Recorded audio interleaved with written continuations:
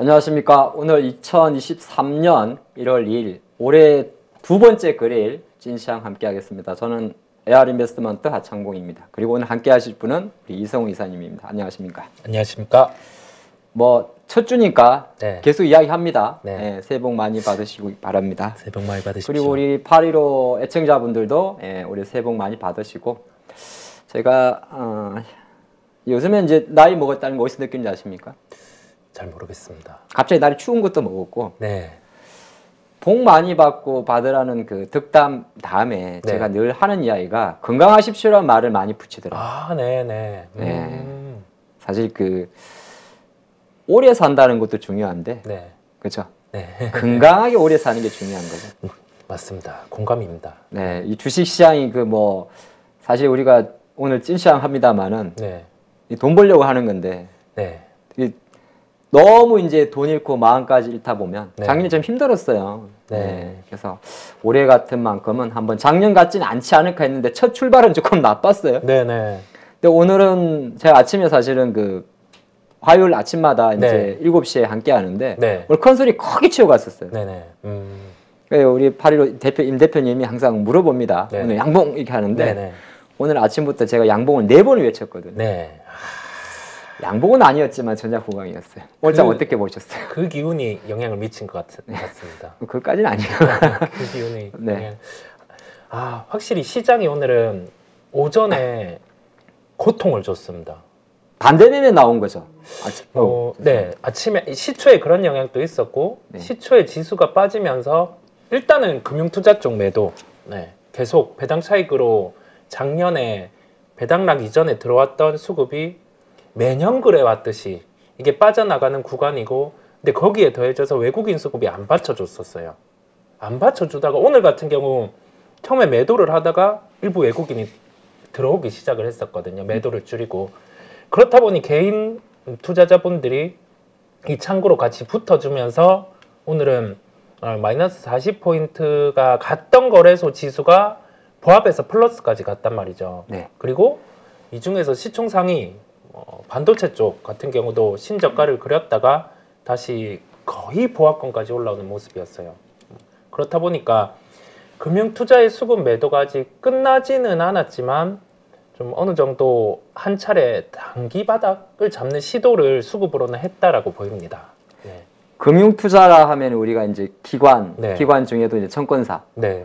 그럼 오늘도 제가 수급을 봤더니 네. 지수는 말씀하신 대로 외국인들이 한 11시 정도 10시 반부터 네. 맨 위에 그래프가 이제 외국인 코스피 장중 변화고요. 네. 밑에가 이제 코스닥 장중 변화, 또 선물 시장을 초록색으로 표시를 했는데 네. 아침엔 선물이 한 10,000개까지는 아니어도 많이 팔았었잖아요. 네. 근데 이 기관이 지금 말씀하신 금융투자랑 오늘도 팔아서 최근에 보니까 확실히 많이 팔아요. 네. 제가 좀 같이 보면 글자 조금 작군요. 확대해서 보여드리겠습니다. 얘네들 말하는 거죠. 네, 그렇습니다. 네네. 딱 배당락부터 파네요. 네, 그렇습니다. 매년 그렇습니다. 이거를 직구전 질문인데 네. 얼마가 팔지 알 수가 있습니까? 추정한단 말이에요. 지금 남은 게 한 1조 원 정도. 1조 원 정도? 예, 1조 원 정도 남아 있습니다. 어차피 배당 차익 거래로 들어왔던 자금이 빠져나가는 거잖아요. 네, 다 빠져나간다고 우선은 보시면 되고요.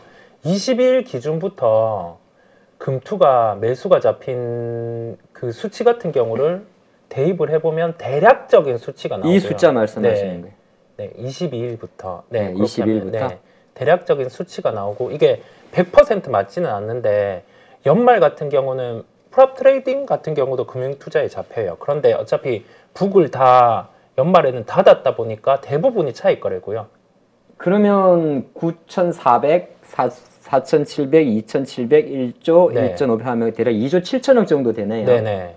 그러면 지금 나흘 동안 나온 게 1조 3천, 네. 1조 6천억 정도니까 단순 계산하면 1조 원 정도가. 네.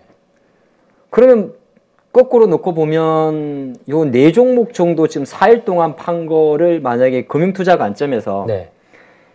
뭐 팔았는지 보면 좀 뭐가 배당 차익 거래가 좀 알 수 있습니까? 네, 그렇습니다. 그럼 같이 한번 보도록 할까요? 네. 그럼 지금 분석한 거에 의하면은 우리 이런 것도 실시간 해줄 수 있죠. 네. 그러면 금융투자가 네. 아까 말씀하신 대로 산 거부터 한번 볼게요. 그러면 네. 지난 12월 20일부터 네. 아까 판 게 뭐였죠? 27일부터 28일부터 팔았죠.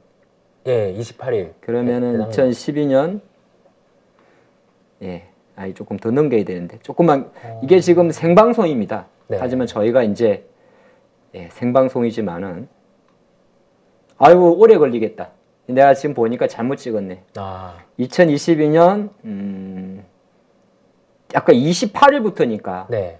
그럼 12월 27일까지 매수한 거하고 너무 많겠는데 뭐 우리 시청자님들도 요거는 좀 기다려 주세요. 네, 12월 아까 20일부터 그리고 금융투자 이렇게 잡으면 되죠. 네. 코스피 쪽이니까. 네. 그럼 이 친구들 많이 샀던 게 거의 동기간 2022년 12월 20일, 27일까지 2조 7천억 매수 중에서 네. 삼성전자 제일 많이 샀네 6천억. 네. 그럼 삼성전자, 카카오뱅크, 네. 뭐 인버스는 빼도 되죠. 배당이랑 상관없으니까. 그럼 하이닉스, SDI, LG화학, LG에너지솔루션, 셀트리온 정도네요. 네. 아, 지금 가만히 말씀하신 거 놓고 보니까 정말 지금 약한 애들이네. 네. 대부분 또 시총 상위 쪽만 네. 대부분 플레이를 합니다. 차익 거래성이 있다 보니까 어차피 뭐 현 선물 차익 거래도 더해지고 배당 측면에서 어차피 배당락이 발생을 하면은 거기에 따라서 또 선물의 오차도 발생하기 때문에 현물과 선물 그 점을 대입을 해서 함께 플레이를 하는 거고요. 그럼 결과적으로 지금 LG와 SDI, 엔솔 약한 거는 테슬라랑 상관없는 거네요. 연말에는 확실히 그런 수급의 영향을 받습니다. 네, 금융투자의 수급 영향을 받는 측면이 있어요. 아. 네, 기계적으로 나오기 때문에. 예. 오케이. 그러면 요거는 매수한 거고. 네, 실제적으로 아까 4거래일 동안에 지금 1조 6천억이 팔았는데 네, 정말 이 친구들이 지금 뭐 딱 맞을지 모르겠지만 네. 비슷한 것들이 있는지 보면 되겠군요. 네, 그렇습니다. 찐시장의 퀄리티가 이렇게 높은데 예, 우리 대표님께서 예, 잘 알아주시려 믿습니다. 나 혼자 하는 말이네. 아, 저도 완전 공감. 이거는 네. 사람들이 잘 세부적으로 이렇게 안 볼 거예요. 안 보죠. 왜냐하면 여기서 이제 보면 되는 거네. 그렇습니다. 대부분 26일이 아니라 28일이죠. 네, 28일. 독사같이 찾아냅니다. 그러면은 야 삼성전자 똑같고 네. 그럼 더 매도가 나올 수 있다는 이야기 말씀하신 대로 레벨 ETF 빼고요. 네, 네. 그러면 하이닉스 똑같고 LG화학 똑같고 SDI 똑같고 네. 하나 튀어나온 게 현대차가 있네요. 네, 네. 아까 순위 밖에 있을 수도 있고 셀트리온은 아까 숨어있던 친구고 네. LG엔솔은 생각보다 뭐 그렇게 산 거에 비해서 많이 안 팔았군요. 네. 그럼 LG엔솔은 사실 배당 줄 일 없잖아요. 그렇습니다. 네. 지수 차익 거래와 배당 차익 거래가 혼합돼서 네. 적용이 된다고 보시면 돼요. 근데 좀 일리가 있는 게 여기 네. 보면 네이버도 뭐 배당 주는 아니니까 빼고 네. 그럼 삼성전자, 하이닉스, LG화학이나 SDI 배당을 하나요? 근데 갑자기 기억이 안 나네요. 특별히 강한 배당은 그렇죠. 현대차는 네. 할 거고 포스코홀딩도 당연히 할 거고 네. 뭐 금융주도 마찬가지고.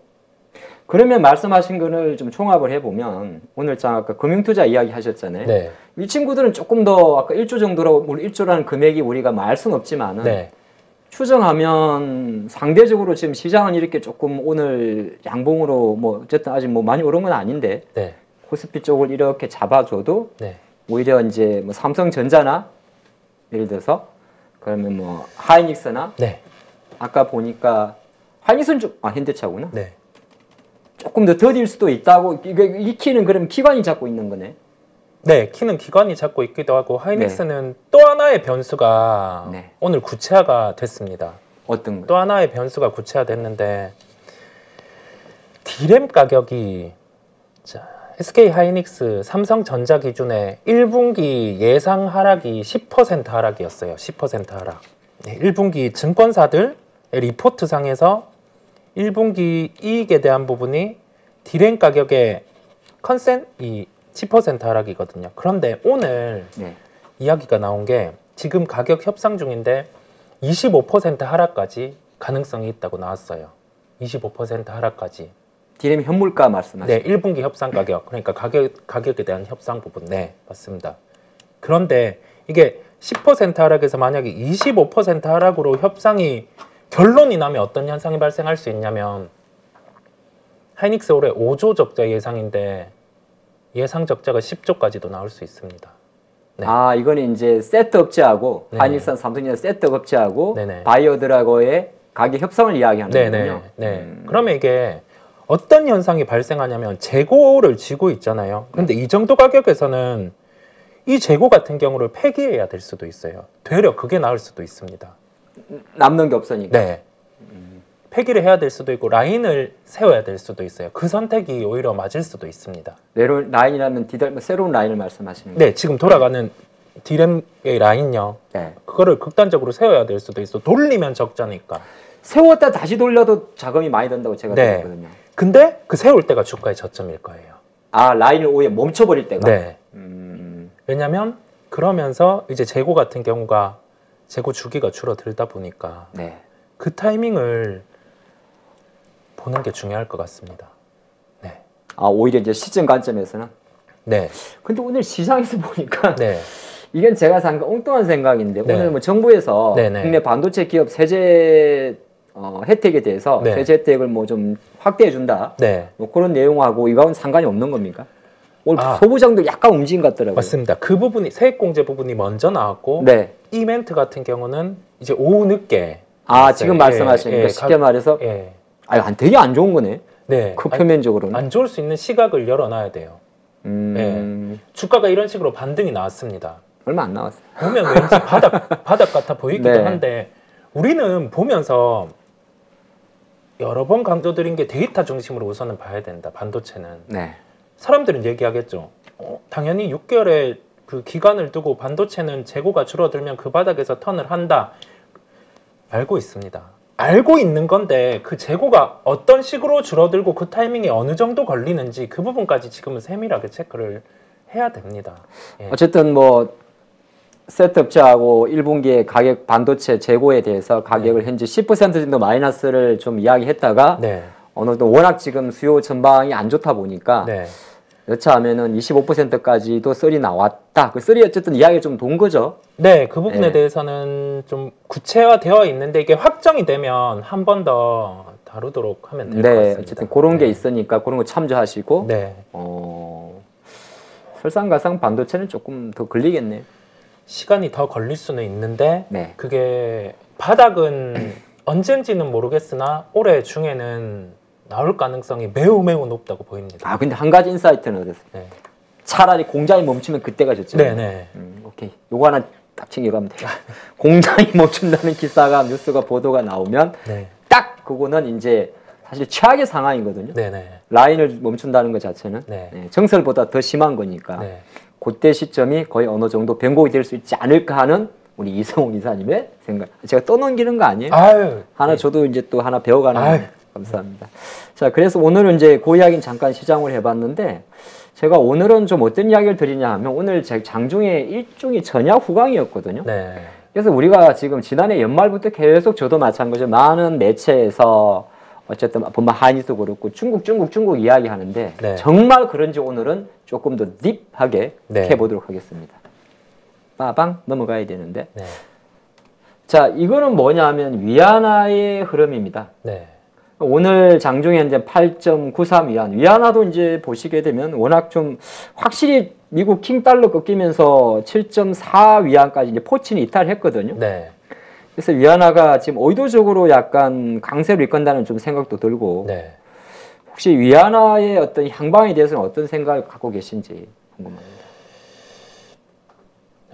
달러 같은 경우에 영향을 받기는 한데 또 독립이다 보니까 네. 그죠. 위안화는 독립이다 보니까 정부의 드라이브대로 또 흘러갈 가능성도 존재를 한다고 보고 있고요.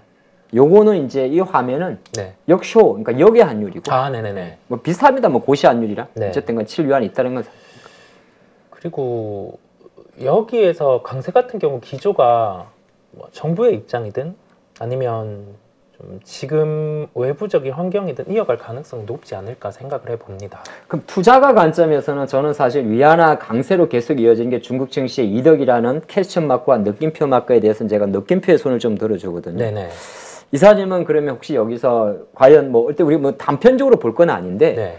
그냥 요거 하나 딱 짚고 나면 위안화 강세가 중국 증시의 이덕인지 위안화 강세는 사실 우리 원화 강세까지 이어지긴 한데 네네. 아니면 이게 뭐 의도적이든 어쨌든 간에 내려가는 게 좋은 건지 올라가는 게 좋은지를 선택을 하신다면 저는 강세 쪽에 손을 좀 들고는 싶습니다. 위안화 강세. 네. 그러니까 우리가 그럼 투자가분들이 장을 볼 때 가끔 힐끗힐끗 볼 때 이 CNY 중국 돈이 강한 게 오히려 중국 증시가 조금 올라갈 수 있는. 네.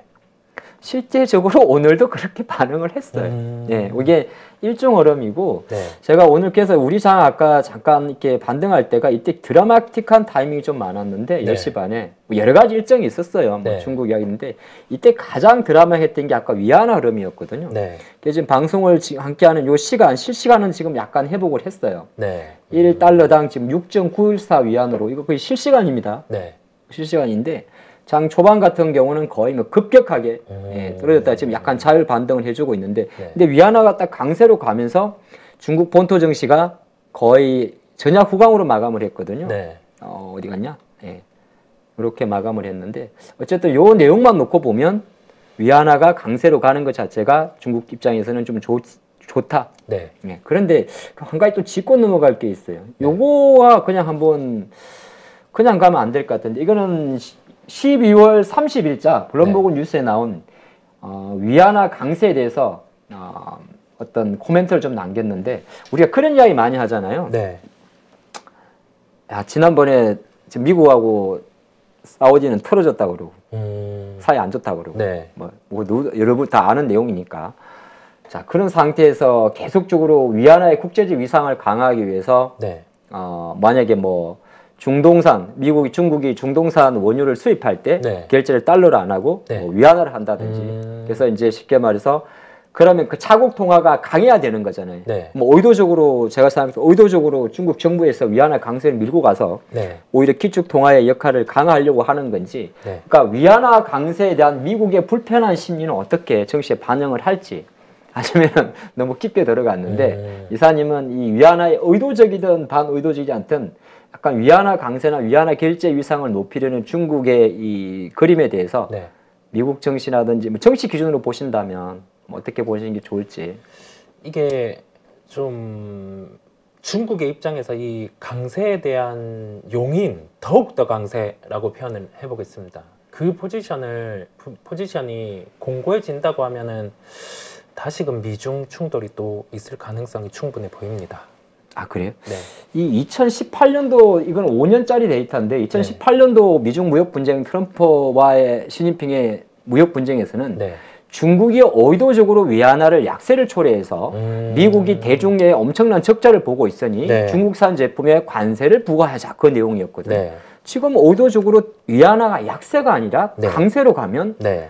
솔직히 솔직히 말해가지고 그강은 반대이니까 이걸 그렇습니다. 가지고 미국이 미 상무부나 건드릴 만한 게 있냐에 대한 질문을 조금 하고 싶은 거거든요. 네. 그게 이거는 무역 구조와는 또 다른 거니까. 네. 예. 그러니까 구체적인 통화 계획 같은 경우를 이 단행을 한다고 하면 네. 지금 어차피 뭐 고정적인 환율 같은 경우를 제시를 하는데 방향성으로 보입니다. 방향성. 예, 약세 같은 경우를 직접 드라이브하거나 강세 같은 경우를 직접 드라이브하는 그 특정 수치 같은 경우를 넘어서는 단계 그런 게 있다고 하면은 양 포지션 다 그런 거죠. 원화를 예로 들면 원달러 환율 상승 이 방향성 같은 경우도 너무 과하면 그렇고 원달러 환율 하락, 원화 강세 같은 경우는 너무 과하게 하면 그렇듯이 그 부분에서 우리나라 같은 경우도 좀 해외 입장에서 놓고 봤을 때 좀 이 부분 뭐 조작 뭐 이런 식의 약간 조작. 네 그런 얘기들을 그렇죠. 하는 뭐 것처럼 개입. 조작이라는 표현보다는 네. 중국 정부의 개입. 네 그런 것처럼 여기에서도 발생을 할 수 있는 거죠. 네. 그러면 패권 전쟁 관련해서 미중 무역 분쟁으로 이 확대 이슈보다는 이거는 약간 기축 통화의 기싸움, 위안화의 위상 강화. 그 말씀이 더 맞겠습니다. 그럼 우리가 이걸 너무 현재 상태에서 딥하게 요 현상, 그러니까 위안화 강세가 달러와의 기축 통화를 견제하기 위한 패권 전쟁의 통화 패권 전쟁으로 볼 것까지는 아니고, 네. 그거는 또 그거는 그거고 그 이야기십니까 아니면? 근데 너무 이 부분을 잘 짚어주셔갖고 저는 저 이게 되게 중요하다 보고. 여기에 대해서 네.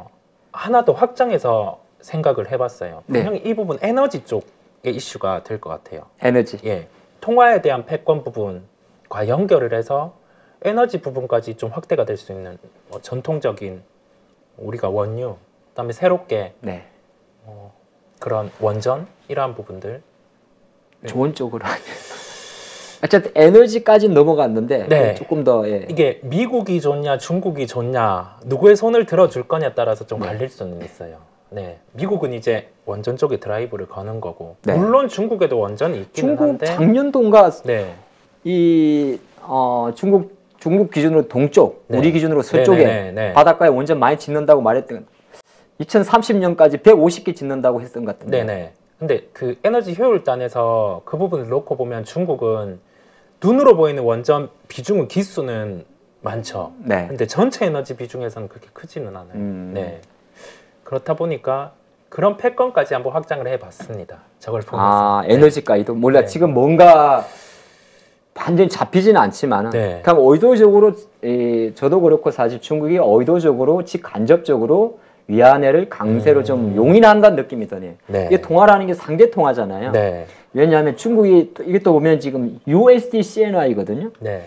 저도 생각이 나는 게 그러니까 의도적으로 조금 더 빨리 간다는 거죠. 여러 가지 복합적일 것 같습니다. 올해 아마 가장 큰 외환 시장에서 화두가 바로 N 강세인데 네. N도 이제 거의 뭐 지금 130엔도 깨거든요. 네. 그러니까 결정적으로는 이제 엔화 같은 경우도 강세로 가니까 네. 엔화 강세 가면 또 달러 약한 거고 달러 약하면 또 위안화 강한 거니까 네. 그 결로 놓고 봤을 때 뭐 직접적이든 간접적이든 어쨌든 중국의 위안화 강세는 좀 당분간 지속될 수 있고 네. 그럼 이러면 우리나라 원화까지 강세로 가는 거잖아요. 네. 내가 갑자기 근데 중국 부양 이야기를 참 많이 하는데 네. 근데 오늘 장중에 발표됐던 중국 차이신 서비스업 지수입니다. 네.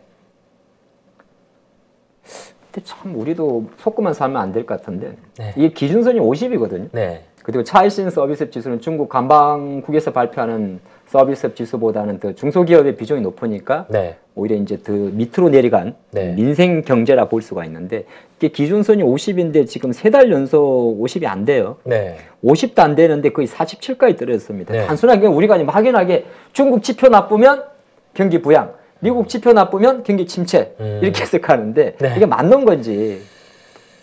아, 그 타이밍이 되기는 했습니다. 이 타이밍이 뭐냐면 우선 중국이 제로 코로나에서 리오프닝으로 간 이유가 저는 데이터에 우선은 있거든요. 아 그러면 네.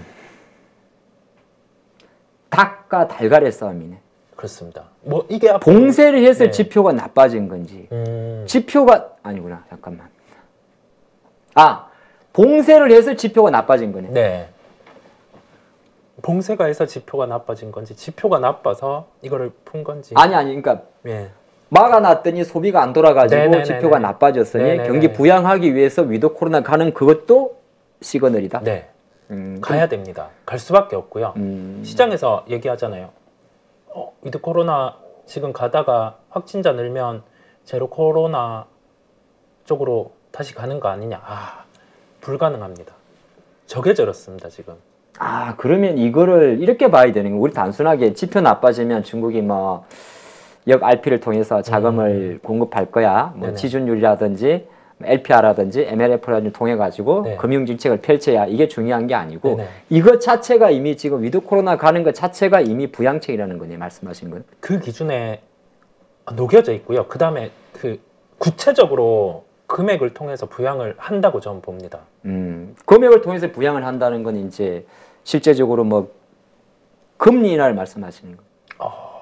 그런 부분도 있겠고 우리가 어떻게 보면 그런 경기 부양을 할 때 연간 몇 조를 통해서 특정 투자를 하겠다. 아 재정 정책. 네, 그런 식의 투자가 나타날 수밖에 없다고 보고 있습니다. 그게 3월 양해 이전이라고 저는 개인적으로 보고는 있고요.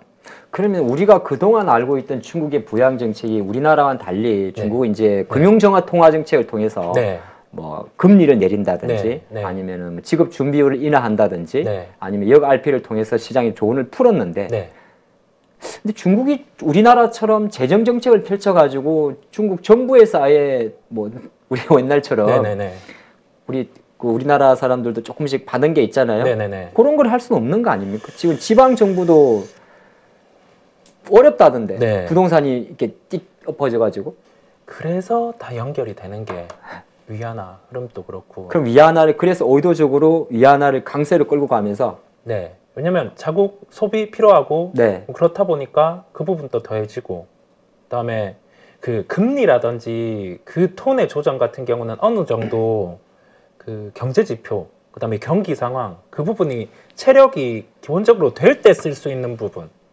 네. 금리라든지 그러한 부분은. 근데 이 체력 같은 경우가 이 정도의 정책이 안 통하는 구간까지 밀렸을 때는 실제 재정 부분에 정책이 필요하게 됩니다. 과거에 우리가 경기 침체 때 그 한문단 글로벌 국가 공조를 통해서 시장 같은 경우가 반등이 나온 것처럼 중국은 단독으로 그 요소를 충분히 펼칠 가능성이 높고요.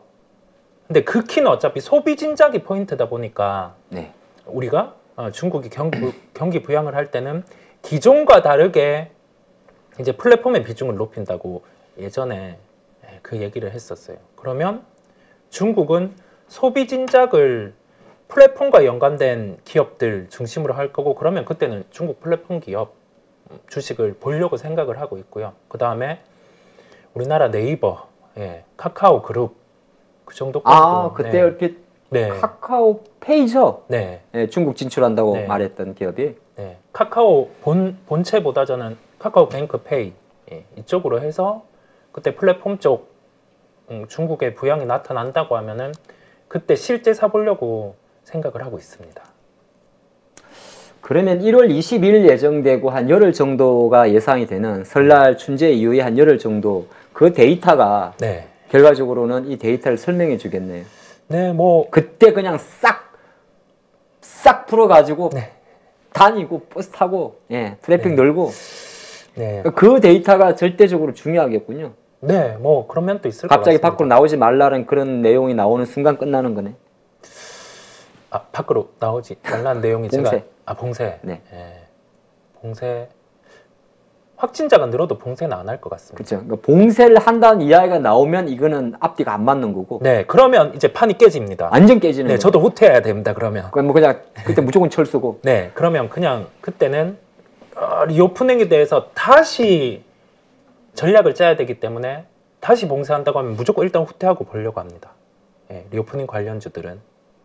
시진핑이 네. 실제적으로 11월 달에 세 번째 연임을 하고 나서 네. 12월 달까지 되게 마음이 불편했다는 보도들이 좀 많아요. 네. 그러다 보니까 저도 이제 이사님 의견에 좀 동조하는 게 절대적으로 중국은 현 제로 코로나 완화 정책에 대해서 위드 코로나 정책에 대해서 번복할 일은 없을 것이다. 네. 이걸 가지고 일단 우리가 봐야겠네요. 혹시라도 그래도 그런 일이 생기면 지금까지 해왔던 이 중국 모멘텀은 일순간에 날아가는 거군요. 네, 근데 아마 봉쇄는 또 전제 조건이 저는 있다고 봐요. 자, 변이가 나타났는데 그 변이가 치사율이나 사망률이 지금보다 훨씬 더 올라갈 정도의 변이가 발생을 하면 그때는 봉쇄는 가능하다고 봅니다. 하긴 11월 달에 중국의 시진핑의 발언에서 네. 실제적으로 어느 정도 위드 코로나나 이렇게 봉쇄를 검역을 완화하는 그 플루를 놓고 보게 되면 네. 중국 정부 당국에서 이번 코로나 바이러스의 확진자 수 증가는 오미크론급이다. 그걸 언급하면서 사실 확진자 수에 대해 무덤덤했습니다만 네. 지금 절반 걸렸거든요. 네. 근데 어쨌든 우리가 중국의 확진자 수를 바라보는 게 중요한 게 아니고 중국의 현재 제로 코로나 완화 정책, 위드 코로나 정책의 추진력을 보면 된다. 이 말씀으로 좀 정리하면 될까요? 네, 좋습니다. 알겠습니다. 우리끼리 다 해먹는 것 같아요. 네, 아유. 네, 그럼 요건 일부러 저희가 좀 심층적으로 한번 해봤어요. 네. 투자가분들이 네. 한번 그래도 위안화의 강세 쪽과 이 지표 나빠지는 것에 대해서 막연한 부양보다는 오히려 이제 이런 지표 나빠지는 것 자체가 보이지 않는 부양책이 이미 위드 코로나라는 걸 가지고 진행되고 있고 네. 뭐 조금 더 구체화되는 거는 2월달 뭐 금리나라든지 3월 양해에서 확인하겠고 가장 저는 어쨌든 그렇게 봅니다. 춘제 전후에 중국을 얼마나 더 풀어놓을지 네. 그게 좀 중요할 것 같은데 좋은 쪽으로 생각을 합니다. 자, 오늘 이제 메인 내용은 좀 했고요. 두 번째가 오늘 제가 장중에 어떤 종목을 봤는데 네. 약간 오늘 아침에 어저께 우리 장이 좀 종가 훅 빠졌잖아요. 네. 어저께 같은 날. 네. 근데 11월 2일부터 바뀐 제도가 하나 있었습니다. 네. 그건 바로 신용 정거금 140%로 복원. 반대 매매 바로 다시 다음 날로 복원. 네. 그래서 어제 종가 딱 끝나는 거 보고 이렇게 어제 종가거든요. 야, 이거 큰일 났다. 분명히 미국 장도 안 열렸고 네. 어제 장 끝나고 반대 매매 장고는 떴을 것이고 네. 미국 장 안 열린 상태에서 오늘 장 출발하면 네. 반대 매매 쏟아지겠다. 뭐 그래서 아침에 우두두두 떨어졌던 건 모르겠다만은 네. 결정적으로 장중에 몇 개 종목들은 뭐 이런 것도 좀 있더라고요. 네네. 반대 매매 혹시 이런 거 오늘 종가에도 제가 보니까 많이 생길 것 같아요. 네네. 그렇습니다. 이게 뭐 모양만 전략 구강이지 네. 오늘 바이오전 좀 못 간 것도 있어가지고 네. 혹시 특이하게 보신 거 있으세요? 그 특이하게 본 종목이 두 가지 종목이 있는데요. 뭐 하나는 제우스라는 종목인데 아 제하면 아니 이사님이 네, 띄우면 아 제가 보여드릴까요? 같이 보도록 하겠습니다. 제우스네 이거 그렇죠. 그러니까 아침에 뭐 거의 10%까지 빼더라고요. 네. 분봉으로 바꿔볼까요? 네. 다다다다다 나왔네. 네. 이런 식으로 하락이 나오는데 우리가 그 차트상을 보면 이렇게 저점을 지키던 종목들 같은 경우 그다음에 이 저점을 지키는 종목에서 실적 같은 경우가 네. 그냥 평이하게는 나와져요. 실적이 부러지는 게 아니라 평이하게는 나와지는데 오늘 이런 식으로 기존의 하락 대비해서 거래가 이렇게 발생을 하면서 크게 밀리는 종목 같은 경우에 첫 번째 매도가 잡히는 창구, 그 창구 같은 경우 우선은 CFD 쪽으로 많이 나오기는 합니다. CFD 계좌 네. 10배짜리 말씀하시는 네, 거죠. 오늘이 SG 쪽 창구가 먼저 나왔었어요. 예, 제우스 같은 경우는 근데 SG요? 네, 소시에테 제네럴. 네, 아, 네, 우리 애청자님들, 네, 엠바 장관은 넘어가실게요. 소시에테 제네럴 맞죠? 네, 거기 아마 엔진 내는 거 아니야? 아닙니다.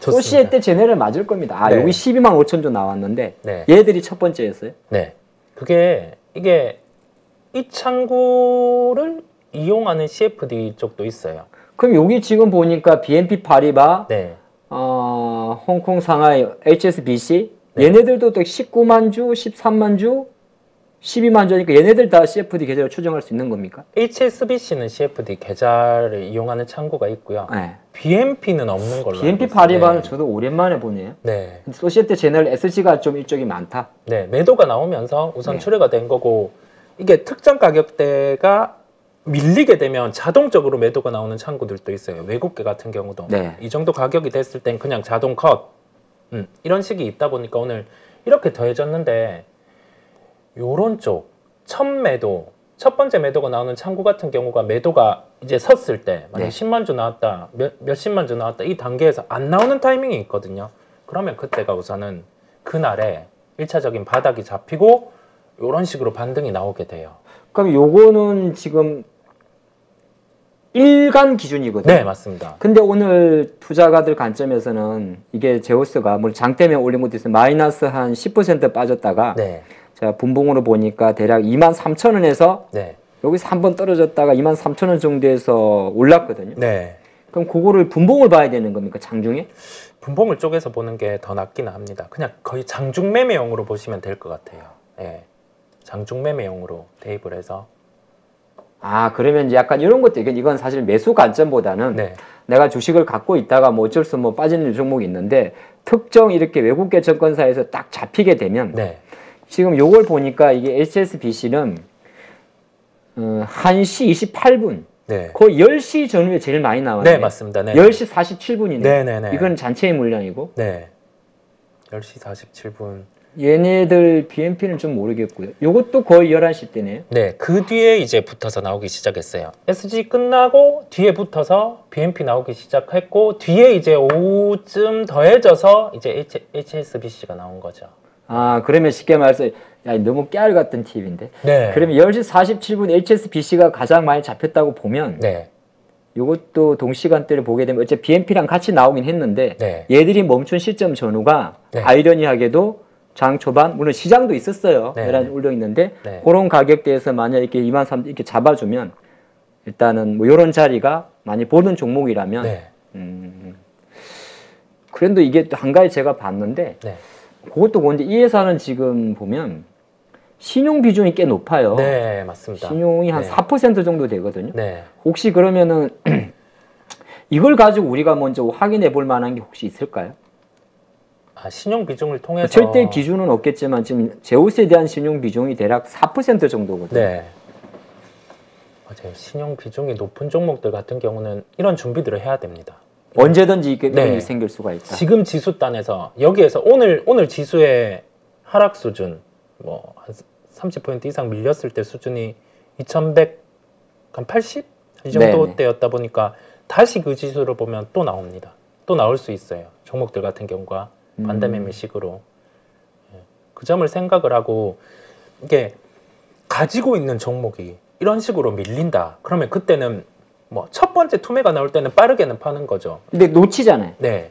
그래서 이거를 놓쳤다고 하면 되려 추가할 수 있는 기회인 거죠. 추가 또는 만약에 줄일 때 줄이더라도 아까 말씀한 첫 번째 매도 창구가 네. 진정됐을 때 네, 맞습니다. 그 타이밍을 차라리 어차피 네. 여기서 같이 패딩 쳐가지고 종가 저가 한가 만들지 말고 그렇습니다. 어차피 이 타이밍에는 김 부장이 불러서 못 벗을 거야. 네네. 꼭 중요할 때 부르거든요. 네, 맞습니다. 가보면은 괜히 쓸데없이 커피 마시라 그러고 짜증나게 네. 아, 그런 거 말씀하시는 거. 맞습니다. 네. 아 괜찮아요. 하나 더 혹시 다른 것도 좀 있었나요 오늘? 하나 더는 옵트론텍이었습니다. 오늘. 옵트론텍은 햅틱 장갑 관련해서 움직임 하는데 왜 이렇게 안 가는 거예요? 거래량이 너무 작아서 그런 거 아닌가? 네. 제가 되게 좋아하는 기업인데 네. 얘는 뭐 얘도 그런가요? 네, 오늘 이런 식의 매도입니다. 여기는 지금 현재 마감 기준으로는 외국계 창구가 안 잡혀 있어가지고 네. 장중에 보면은 특정 창구 같은 경우에 네. 매도가 이것도 지금 이게 매수 상위, 매도 상위만 보이다 보니까 네. 이게 종가 기준이거든요. 네. 잡히다가 예, 여기가 이제 예. 이 투자가분들이 항상 보시면 네. 증권사 이 대신증권 화면입니다. 근데 매도 증권사 5군데하고 매수 이렇게만 보여주고 이게 종가 기준이니까 네. 장중에는 어떤 뭐 JP 모간이나 이런 게 들어왔을 수도 있다는 거네요. 네. 그런 매도가 잡히다가 네. 그냥 그게 마무리되면서 저렇게 다 예. 근데 이걸 알 수가 없잖아요. 아, 그러니까 그렇게 해야 돼요. 이게 요건 또 12시에 움직였네요. 네. 이런 식으로 요 물량 말씀하시는 겁니까? 네. 11시 딱 정수에 때리는 거? 네. 요거는 그런 식으로 나왔었어요. 땡땡 시간. 네. 그 시간대에 하기도 하고 시장이 특정 지수를 깰 때 네. 종목들 같은 경우 이렇게 빠져 있으면 한번 나와요. 얼마 전에 BHI가 연금이 손절을 했었거든요. BHI. 네, BHI 원전주. 네네네. 연금이 그때 손절을 했는데 수급으로는 그때가 또 바닥이었어요. 아, 지난주에. 네, 그런 대량 물량의 매도 손절이 나오면 그 부분은 매수로 활용을 하면 아. 수익의 확률이 아주 높습니다, 진짜. 네. 그러면 BHI요? 네, 지난번에 한번 또 말씀하신 기업이라 다시 한번 보겠습니다. 그러면 이제 만약에 투자가분들이 타점을 조금 잡는 시점에서도 차라리 밋밋한 것보다는 네, 오히려 그런 타점을 네, 맞습니다. 저날이거든요. 저 음봉 못내요. 배당락 전날요. 이날요? 네, 아, 네. 이날. 네, 근데 이게 우리가 일반 투자가분들이 사실 결과론적으로 올라서 그렇지 이 시점에 주식을 산다는 게 좀 어려운 거 아니에요? 어렵습니다. 진짜 어려운데, 어렵지 않습니까? 네, 어려운데 창구를 봐야 돼요. 아, 창구. 네, 어느 쪽이 매도를 잡히냐. 이게 추세가 역으로 타면서 밀리고 있는데 네네네. 마지막에 없던 거래가 터지면서 호가를 치면서 26일 날. 네, 호가를 치면서 나왔습니다. 그게 뭐냐면 그게 어딘가 이제 그냥 강제적으로 손절이 나올 때 그런 현상이 발생을 하는 겁니다. 제가 조사 좀 하겠습니다. 네, 우리가 어차피 찐시장 하는데 네,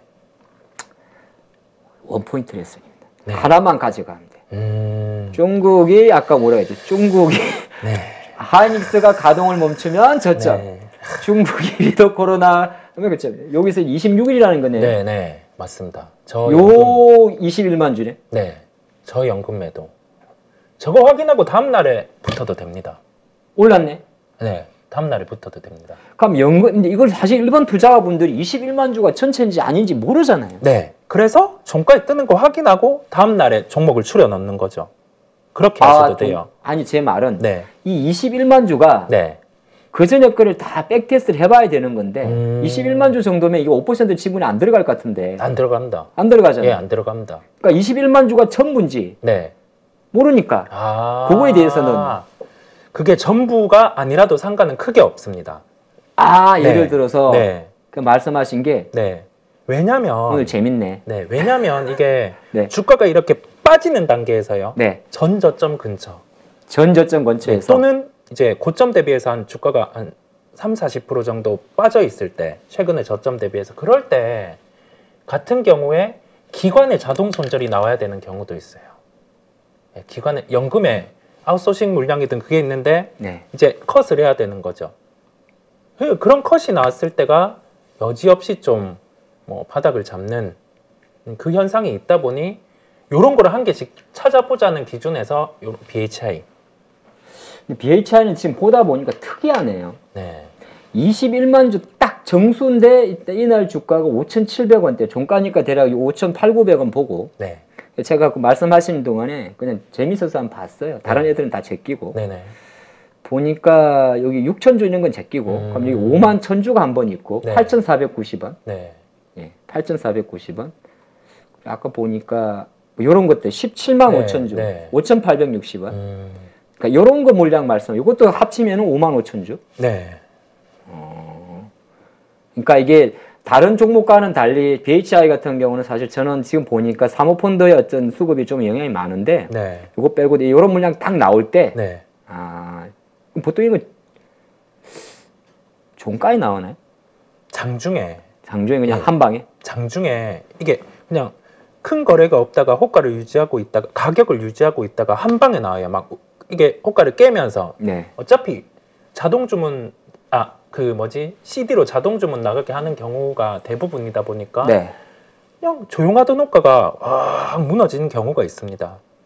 그게 이제 기관 쪽 같은 경우는 좀 그런 행태가 있고 개인 같은 경우는 그냥 잡아 던지죠. 밑으로 끊죠 그냥. 근데 기관은 호가로 그냥 물량이 없던 물량의 몇 배를 치면서 이렇게 밑으로 단계별로 네. 이렇게 물량이 나옵니다. 매도 호가를 채우면서 매수를 이제 이렇게 이런 식으로 그게 어차피 기관의 매매 행태 종가까지 주문을 내면 그렇게 나가다 보니까 딱 BHI 같은 경우는 딱 그 현상이 나타난 거예요. 네. 이게 조금 우리 투자분 입장에 조금 어려울 것 같아서 그런데. 네, 그냥 의구심을 품는 게 아니라 네, 되게 맞습니다, 좋은 맞습니다. 인사이트를 네, 주셨는데 네, 네. 실제적으로 이게 네. 이제 그래 뭐 보는데 이게 만약에 이 주주분들이 네. 아니면 이걸 갖고 있는 종목이나 내가 보려고 했던 분들이 정확히 이 시점에 그 다음에 12월 26일 날 어떤 날이었냐면 크리스마스 쉬고 왔는데 그날 금요일 날 검투세 또 이상하게 해가지고 금요일 장 안 좋았던 장이고 네. 안 좋았던 장이 장 올랐나? 갑자기 기억이 안 나는데 네. 아마 그래. 제가 이 종목을 보고 있었기에 그랬을 수도 있어요. 더 그런 것 같습니다. 보고 있었기에 그런 것 같습니다. 네. 아니요, 그러니까 일반 투자분들도 이제 요건 되게 보고 있는데 어쩐 요런 특이한 수급이 잡히는 종목들은 약간 요런 것도 참조해라. 네. 네, 알겠습니다. 너무 제가 짓궂게 아닙니다. 하긴 한 것 같아. 자, 오늘 이제 시장 이야기 조금 더해서 하면 오늘 기판 관련주 좀 많이 움직였더라고요. 네. 뭐 저는 사실 어저께 삼성전기가 지난번에 좀 잘 갔었잖아요. 네. 그래서 스마트폰은 좀 안 좋다고 하고 네. 뭐 사실 작년에 보니까 연간 스마트폰 점유율도 뭐 10억 개 정도 팔린 것 같아요. 그래서 애플도 안 가니까 그러면 요새 약간 그런 이야기도 돌았더라고요. DDR5 이야기도 조금 돌아온 것 같고 예초니까 네. 또 한번 속아보는 관점에서 오늘 삼성전기하고 대덕진자 이런 거 많이 올랐는데 네. 뭐 어떻게 보셨는지. 제가 라이브 와서 오늘 코리아 서킷을 상담하신 분이 있었는데 네, 많이 올랐어요. 그것도. 기판 안 된다 했어요, 제가. 뒤에 재고 쌓여 뭐, 있을 수 있어갖고. 아침에 제가 유안타에서 레터를 하나 보긴 봤어요. 네. 뭐 늘 하던 이야기야. 네.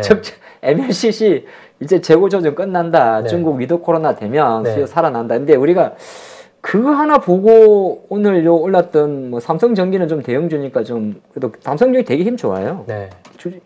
그럼 요거 말고 네. 워낙 큰 주식이니까 빼고 만약에 오늘 조금 희망을 또 한 번 희망을 준 게 아까 코리아 서킷이었어. 네. 진짜 가는 건가 이제? 너무 많이 빠져가지고. 그러네요. 주가가 반등이 나왔습니다. 저는 이거 아직도 반토막 났어요. 동일한 기준에서 그런 3분의 관점이었는데 1턴 말이. 두 가지 확인이 되면 되겠습니다. 어떤 거? 확실히 주가 빠져 있으니까 저는 좀 고정관념이 있기도 했고 그 부분은 당장 이게 달라지는 게 있나 그 생각을 했는데 첫 번째, 그냥 중국 스마트폰 재고. 네. 바닥친다. 네, 이게 줄어들면 또 이 부분은 위드 코로나 연결이 되는 겁니다. 중국의 내수 부양, 소비 진작. 그러면 당연히 소비를 할 거고 스마트폰 재고가 이제 소진이 되는 그 단계가 되는 거죠. 그러면은 오늘 네. 애플이 올라야겠네? 애플은 폭스콘 아니, 가동률 올라간 측면이 있다. 애플이 오를 가능성이 높습니다. 아니 중국 사람들이 얘들 네. 웃기거든, 차이니즈. 네. 얘네들 막 오늘 뭐라고 뭐 시부렸더라.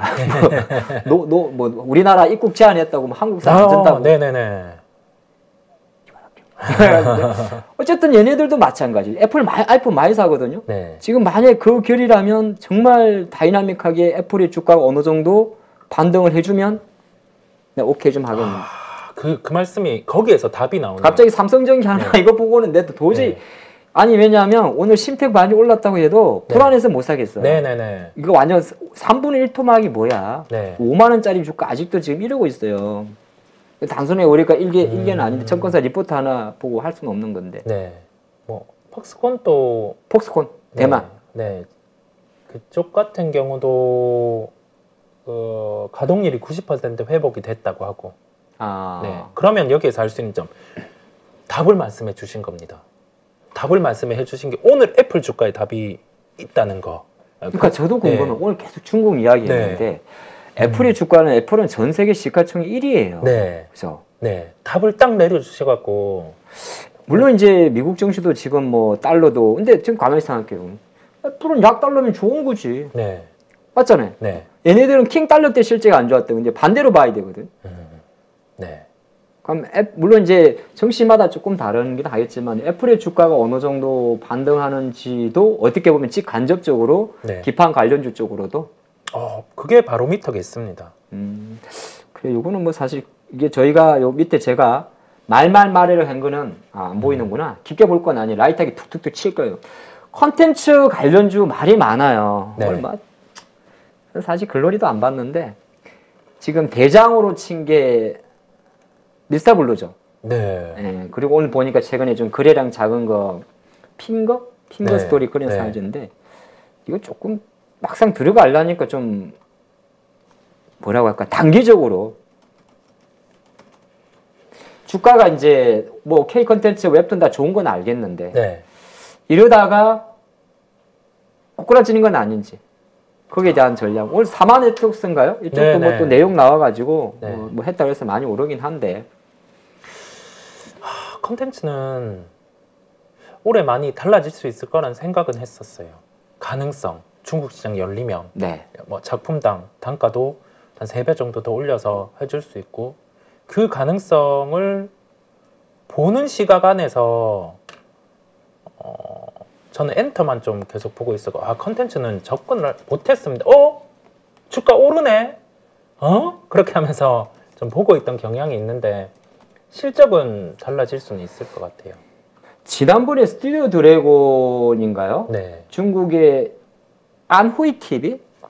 안후인가 인후인가? 네. 네, 그쪽 TV 쪽에서 한국 콘텐츠 뭐 상연한다 하다가 아니다 그러면서 약간 불안감을 주고 있다 보니 요건 네. 약간 별개고 지금 그러면 DNC 미디어 같은 경우는 아니요 미스터 블루 같은 경우 어차피 웹툰이니까 네. 결정적으로는 재벌집 막냐들의 어떤 그 후광?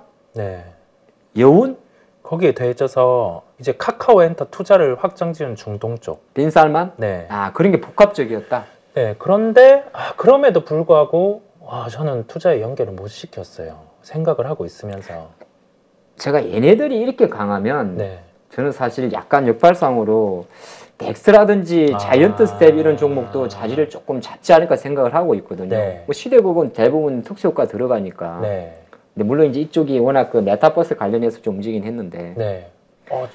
충분히 가능할 것 같습니다. 주가가 저렇게 빠져 있다 보니까 요즘에는 아니 보시면 대원 미디어 어떻게 들어가?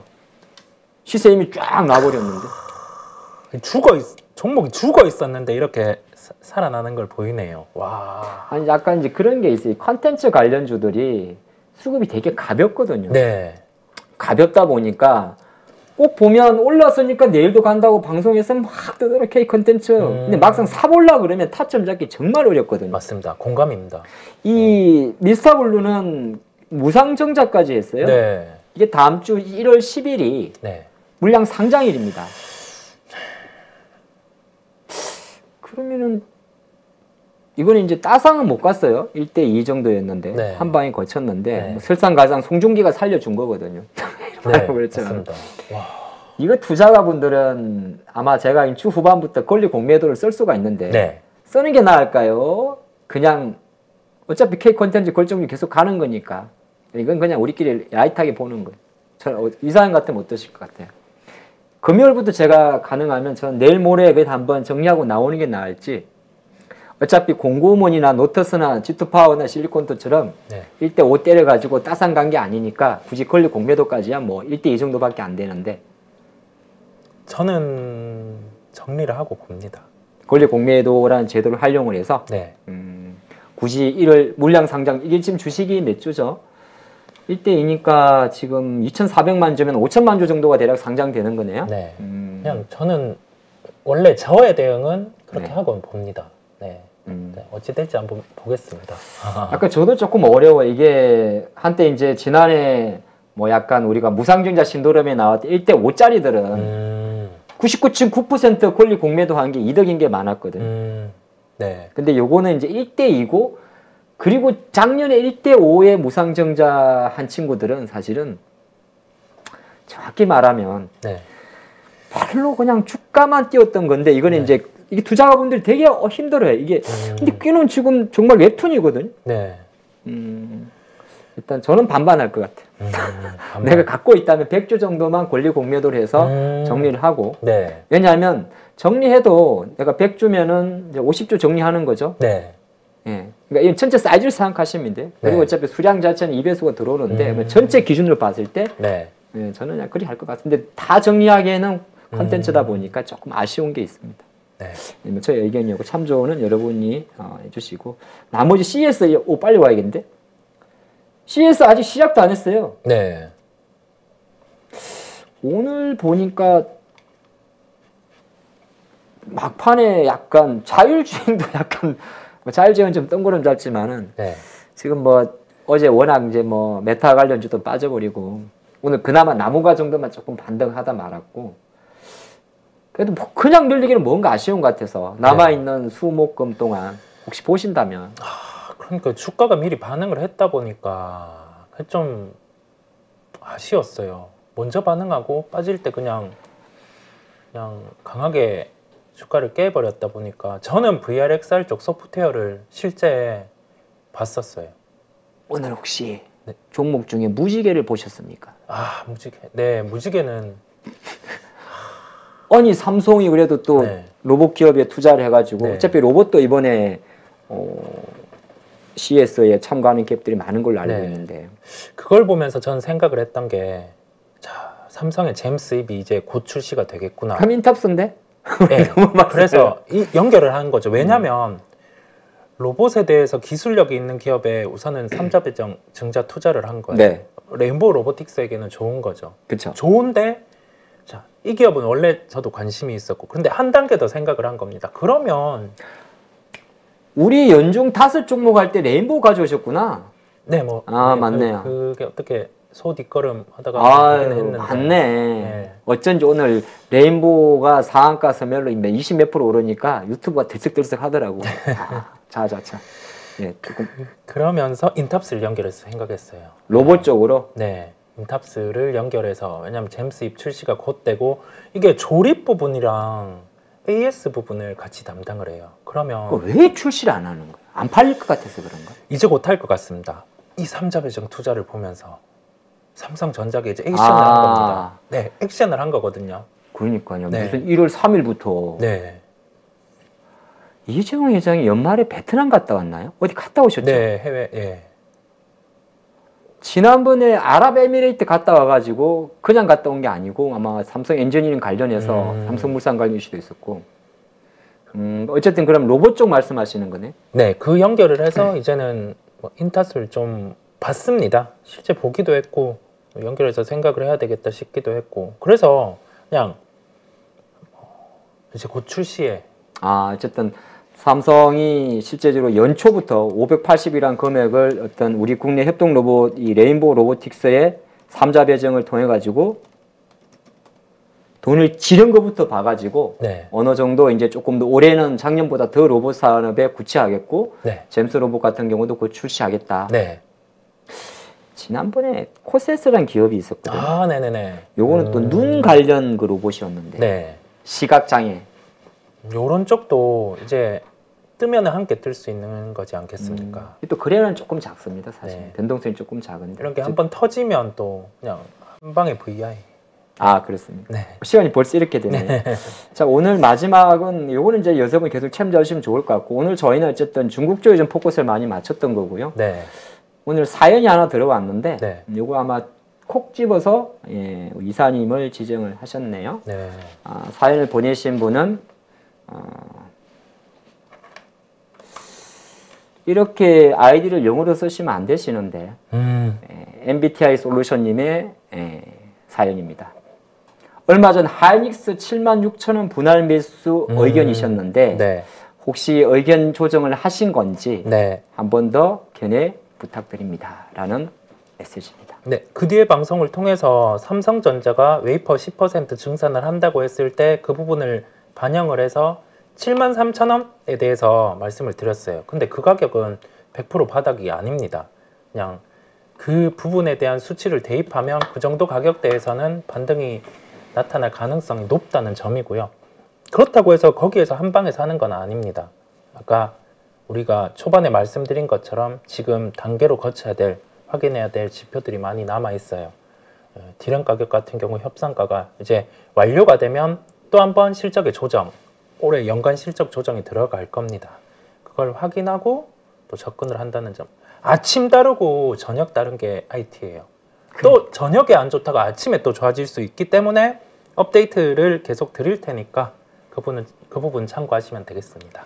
네, 사실 우리나라가 IT 강국인데 저도 네. IT 섹터를 되게 좋아합니다만은 네. 될 것 같다가도 안 되고 IT 투자 생각보다 장 나쁠 때 제일 힘든 섹터입니다. 네. 이게 뭐 원래는 가장 심플하거든요. 왜냐하면 네. 마른 업종보다 그냥 바로 매출 사이즈가 나옵니다. 네. 몇 개 팔고 얼마, 네. 원가 다 나오는데 네. 그러다 보면 주식 투자 관점에서는 숫자로 항상 IT가 그래서 저도 생각하는 게 저평가라는 단어가 나오는 것 같아요. 우리가 보면 실제에 대한 전망도 다분하고 저도 사실 반도체를 보면서 느끼는 게 전 세계 1위 기업이 한국 기업이고 네. 애널리스트 과정에서 탑 클래스로 들어가는 수석하시는 분들이 첫 번째가 전기전자 섹터인데 네. 우리네 투자가분들은 왜 외국인 리포트에만 액션을 취하시는 건지 그렇습니다. 자금의 힘이겠죠. 네, 하이닉스는 아마 우리 초반에도 잠깐 말씀드렸는데 아까 뭐 글쎄요 정말 공장이 멈출지 안 멈출지는 모르겠습니다만은 그런 것도 좀 참조해 보시고 뭐 하이닉스에 대한 팔로우는 또 이성우 이사님께서 계속 장중에 방송에도 함께 해주시니까 네. 우리 MBTI 솔루션님 포함해서 하이닉스 주주분들은 꼭 이 점을 참조하시면 좋을 것 같습니다. 자, 오늘 찐시황은 네, 여기까지인데 뭐 잠깐 그냥 여담삼아 찍었다 보십니까? 아직도 아니다 보십니까? 눈으로 보이는 건 찍었다 보고요. 찍었다? 저는 내일 밀리면 네. 이제 들이댑니다. 내일 밀리면 뭐 어디 들이대? 종목 내에서 매수죠. 이제 요 정도 긴 꼬리와 요 정도 불안감이면 네. 뭐 비록 후퇴할 수 있더라도 들이대고 봅니다. 지금부터는 이제 네. 더 이상 우리한테 후퇴는 없다. 네. 뭐 손절하더라도 들이대고 봅니다. 네. 저도 그런 생각. 항상 네, 오늘 함께 해주신 이성 이사님과 여기 마치도록 하겠습니다. 네. 네, 감사합니다. 감사합니다. 누구나 1시간 안에 200개 종목에서 좋은 종목을 고를 수 있는 그런 능력을 배양할 수 있도록 제가 도와드리려고 그렇게 하고 있습니다.